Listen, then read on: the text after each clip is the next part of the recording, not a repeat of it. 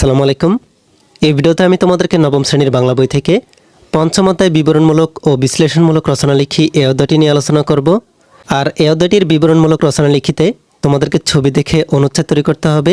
এই কাজগুলোকে তোমরা কিভাবে সমাধান করতে পারো আমি তোমাদেরকে তা দেখিয়ে দিব। চলো তাহলে আমরা দেখে নিই তোমাদেরকে এই অধ্যায়টিতে কী বলা হয়েছে। তোমরা এই 3 নম্বর ছবিটিতে দেখতে পাচ্ছ, এখানে মানুষজন আশ্রয়কেন্দ্রে আশ্রয় নিচ্ছে। এই ছবিটি থেকে অনুচ্ছেদ 3 তোমরা যা লিখতে পারো, ঘূর্ণিঝড়ের পূর্বাভাস পেয়ে এলাকার সব মানুষ নিজেদের জানমাল বাঁচানোর জন্য চেষ্টা করে। এর জন্য সরকার কর্তৃক নির্মিত আশ্রয়কেন্দ্রগুলোতে তারা আশ্রয় নেয় এবং জানমালের রক্ষা করে। আশ্রয়কেন্দ্রগুলো এসব মানুষের জন্য অনেকটা নিরাপদ, কেননা এটি এমনভাবে তৈরি করা হয় যাতে ঘূর্ণিঝড় তাতে আঘাত হানতে না পারে।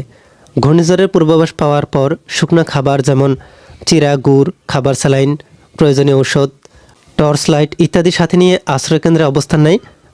পাশাপাশি সরকারও বিভিন্ন এনজিও দুর্যোগের এ সময়ে ঘূর্ণিঝড় কবলিত মানুষকে খাদ্য সামগ্রী, প্রয়োজনীয় খাবার, পানি, ওষুধপত্র সহ সব কিছু দিয়ে সহায়তা করে।